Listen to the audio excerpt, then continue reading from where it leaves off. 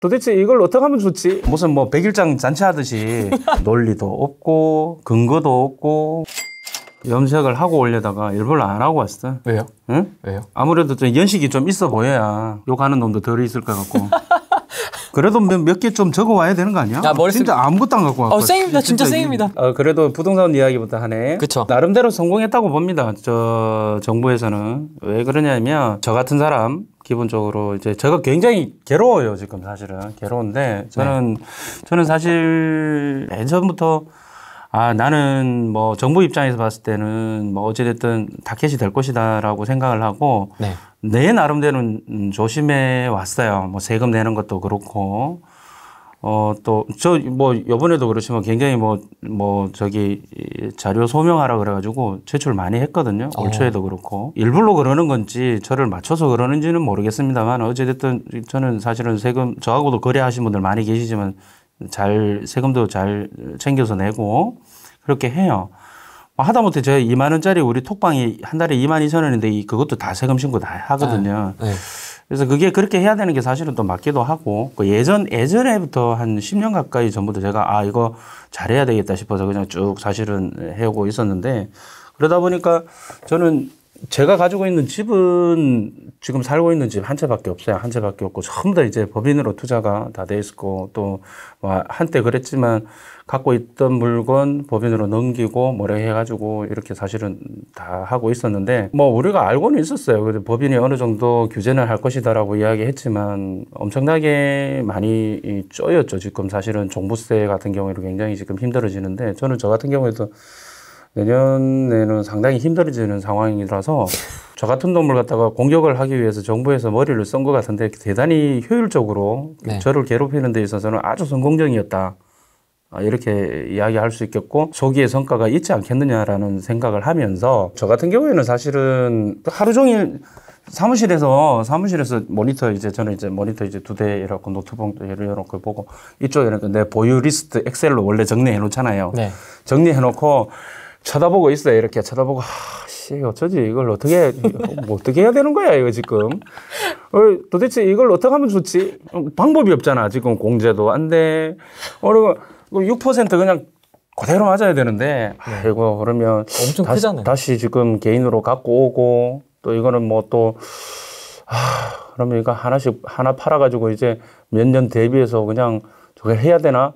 별별 생각이 다 드는 거예요. 근데 저는 조금 낫다고 생각해요. 낫다고 생각하는데 지금 사실은 전국적으로 법인 투자 이 앞에 많이 했을 때에 아시는 분들은 아시겠지만 저 남쪽 지방이나 이렇게 대규모로 들어가서 몇십 개씩 한 사람들 이제 있었는데 그분들은 굉장히 깝깝한 그런 상황이 지금 될 거라고 생각이 되고요. 또 정부에서는 그런 사람들을 냈다 주고봐라 하고 이렇게 그냥 10원 케이스로 이렇게 조진 거는 나름의 소기의 성과는 있는데 1주택자나 무주택자는 큰 의미 사실은 없지 않겠느냐 이렇게 생각이 되는데 어찌됐든 전체적인 파이가 줄어드니까 투자 수요는 줄어드는 것만큼은 100% 맞는 말이라고 봐야죠. 정확하게 딱 때렸습니다. 정확하게 다주택 알고는 있었어요. 어느 정도 올 것이다라고 알고는 왔는데 이렇게 지금 그냥 뭐라고 할까요? 너 주고봐라 하고 있잖아. 무지막지하게 때릴 줄은 몰랐지. 우리가 그 얘기했잖아요. 그 정부 정책이 계속적으로 이제 국회의원들 그러니까 이제 정부안이 아니었단 말이지. 중앙정부안이 아니었고 여당 의원 입법으로 계속 올렸단 말이죠. 그쵸. 그러니까 보통 이제 세법이 바뀔 때는 정부안이 와서 거기서 이제 가감을 하고 하는 건데 의원 입법을 해가지고 이렇게 무지막지하게 하루에 한 병씩 계속 나왔잖아요. 그래서 무슨 백일장 잔치하듯이 누가 잘하나 이렇게 하고 있었잖아요. 그러니까 근데 그러한 부분들이 이 180석, 176석입니까? 이 거대한 어떤 그런 힘이 이게 정말 대단하다. 이러한 힘들이 지금 전부 세금 내라면 내야죠. 내라면 내야 되는데 하여튼 고민은 많습니다. 아직까지 시간적인 여유가 있긴 한데 저는 사실 개인적으로 다 팔 게 없어가지고 고민해요. 이거 도대체 어느 걸 정리를 하긴 해야 될 것 같은데. 뭘 정리하지? 왜냐면 그런 부분들이 이미 다 똘똘한 애들이네. 네, 저는 항상 주장해 해왔던 게 그런 거니까. 파리 그래서 때부터 말씀하셨어요. 네, 파리 때부터. 파리 때부터가 아니야. 문재인 대통령 당선될 때부터. 그 다음날 그때 330 강의하면서 그쵸. 야 빨리 다 팔아라. 다 팔고 똘똘한 거 가라라고 그때부터 이야기했었으니까. 이게 이제 제가 그때 들었던 것 같아요. 예, 맞아요. 그때 들었어요. 이제 강력하게 지금 가고 있는 거죠. 점점점 더. 저는 궁금한 게 간단하지 않나? 2주택부터는 양도세 100% 때리면 끝나잖아. 왜 안 하냐고. 그걸 왜 안 하는 줄 알아요? 왜 안 합니까?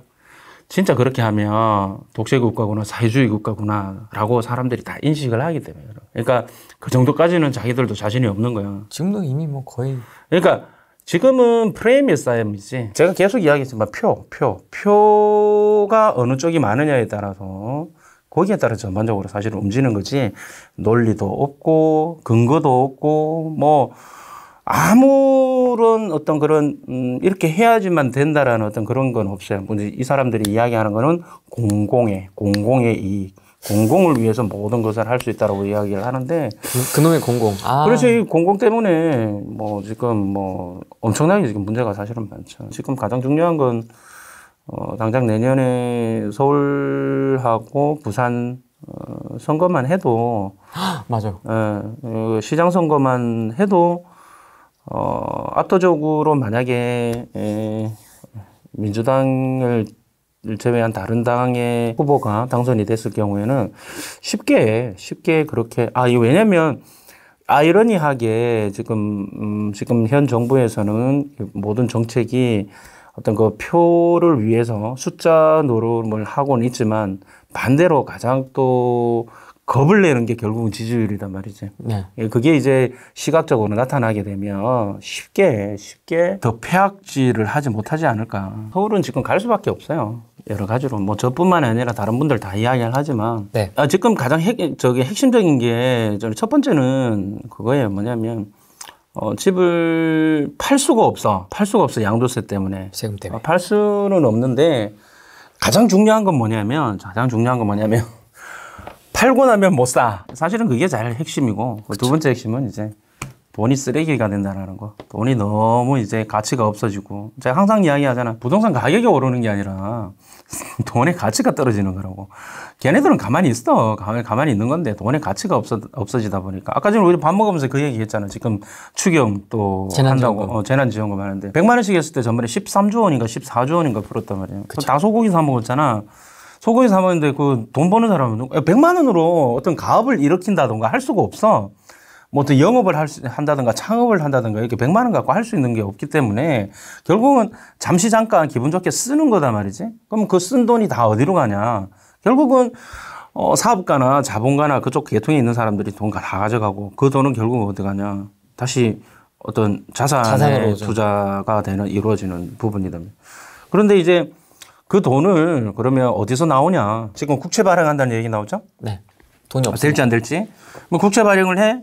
국채 발행을 하게 되면 기획재정부에서 국채 발행을 하게 되면 그걸 누가 사주냐는 거지. 만약에 은행에서 사주게 되면 시중에 있는 돈이 빨려 들어가는 거니까 국가에서는 그걸 원하지 않는다는 거지. 시중에서는 지금 돈이 돌길 바라는 거니까. 그럼 결국은 누가 사준다? 한국은행이 사주겠지. 한국은행이 사면 한국은행이 무슨 돈으로? 찍어내잖아. 찍어내서 그 돈으로 결국은 사줘야 되니까 그 돈 가지고 다시 재난지원금 풀면 또 그냥 또 시장에 돈이 풀리죠. 이렇게 이야기하면 또 이제 또 똑똑한 사람들이 그렇게 이야기한다. 돈은 풀려도 돈은 돌지 않는다. 뭐 이딴 소리 하거든. 유동성의 함정 이러면서 그럴듯하게 이야기하는데 개풀 뜯는 소리 하고 그 다 결국은 그 돈들이 다 어디가 자산으로 가는 거지. 그러니까 왜냐하면 시장이 불안할수록 시장이 힘들다라고 생각할수록 사람들의 마음은 뭐냐면 어디로 간다? 안전자산으로 가는 거죠. 그렇죠. 그럼 안전자산이 어느 거냐고로 생각할 거지. 안전자산. 지금 안전자산이라고 생각하는 게 기본적으로 이제 전통적으로 이제 미국 국채, 그다음에 요즘 들어서 미국 주식들, 그 또 IT 주식들, 성장주, 네. 그러니까 실적주들 말고 네. 뭐 그런 것들. 그 우리나라에서는 대표적으로 뭡니까? 서울 아파트, 강남, 강남. 뭐 강남까지 안 가더라도 결국 서울 쪽에 이런 아파트, 광역시에 입지 좋은. 강남이 서울에만 강남이 있는 게 아니고 뭐 광역시라든지 자기가 사는 동네도 다 강남이 있어요. 그 동네에 강남들이 있다고. 네. 결국은 그쪽으로 다 가는 거예요. 갈 수밖에 없어. 금이나 달러나 이런 데도 한다고 그러지만 금이나 달러 이런 데는 사실은 돈이 막 수백억 있는 사람들이 이 자산 그 포트폴리오 분산 차원에서 하는 것이지 사실은 달러 사준다고 해서 금을 사준다. 금 자체에서는 이자가 한 푼도 나오질 않아요. 거기서 나오는 발생하는 소득은 없어요. 물론 이제 달러 같은 경우에는 결과적으로 환율적인 환차익을 볼 수도 있지만 그 차원 환차익 보려고 사는 건 사실은 아니거든. 그렇죠. 나중에 와장창 폭망했을 때 어떻게 할 거냐.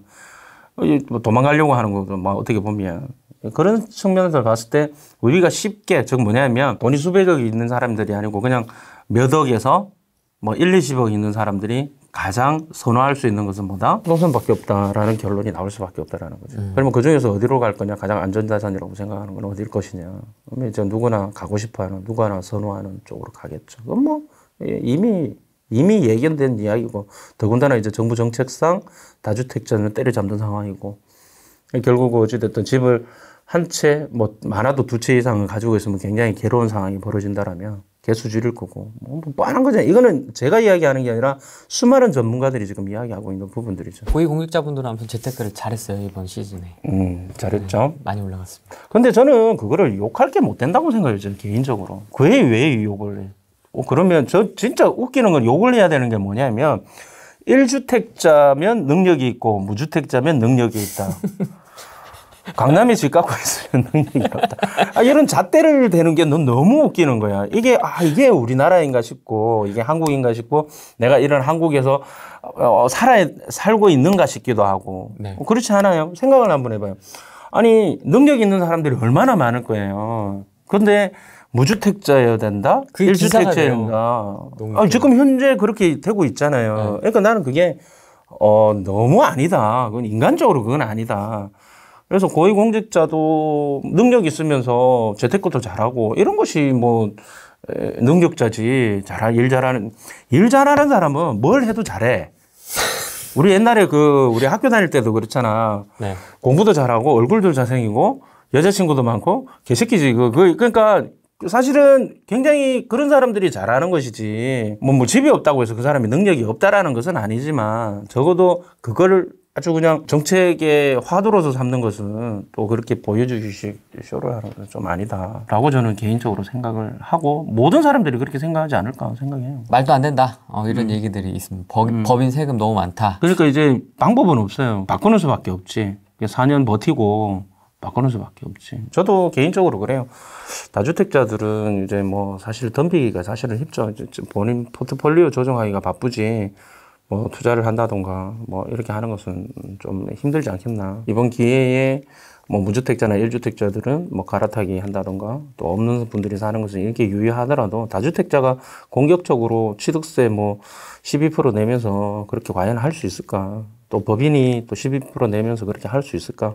그건 쉽지 않다고 봅니다. 있는 거 어떻게 정리를 하느냐, 어떻게 잘 버티느냐, 그게 사실은 지금으로서는 가장 중요한 문제죠. 무주택자분들은 아무튼 사는 게 맞죠. 그러니까 계속 눈치를 보고 계시더라고요. 지금까지 안 산 사람이 살 것이냐라는 것은 정확한 팩트라고 봐요. 그래서 잘 못 살 것 같아요. 잘 못 살 것 같은데 저는 이제 다녀보면 투자할 곳이 참 많이 보이는데 참 안타깝다. 뭐 그렇게밖에 이야기할 수 없고 잘 근데 이제 뭘 사야 될지 모르는 거지. 안전마진이 있는 것을 그걸 골라내는 능력은 아직까지 무주택자인 사람이 그걸 골라낼 수 있는 능력이 과연 있을까? 없어요. 그렇죠. 없어요. 그러네. 그 없기 때문에 못 사지 않겠느냐. 전문가의 도움을 받아야 되는 건 맞다고 봐요.